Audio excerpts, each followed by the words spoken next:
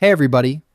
Today we're going to learn how to disable the Recent Files list in Windows 11 to clean up your File Explorer and keep your activity private. By default, Windows tracks every document, image, and folder you open and plasters them all over your home page, which is not ideal if you share your screen or just prefer a minimal, distraction-free workspace. First, press Windows key plus E to open File Explorer. Click the three dots at the end of the top menu bar and select Options. In the General tab, look for the Privacy section at the bottom. Uncheck the box for Show Recently Used Files. While you're here, you should also uncheck Show Frequently Used Folders to stop Windows from pinning random folders to your sidebar without your permission.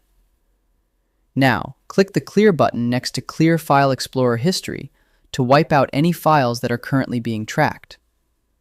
Click Apply and then OK. You will notice that your Home section is now much cleaner, showing only your manually pinned favorites. Forward-thinking tip. In 2026, Microsoft has integrated recommended files from the cloud into this same area. If you still see files appearing after unchecking the privacy boxes, it's likely because of the Show Files from Office.com setting. Go back into the folder options and uncheck the box labeled Show Files from Office.com.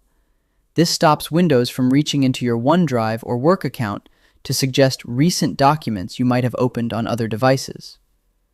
Disabling these features ensures that your local File Explorer stays local, preventing unintentional data leaks during presentations or recordings. And that's it. Your privacy is back in your hands. I hope this helps with your current and future projects. Thank you for watching.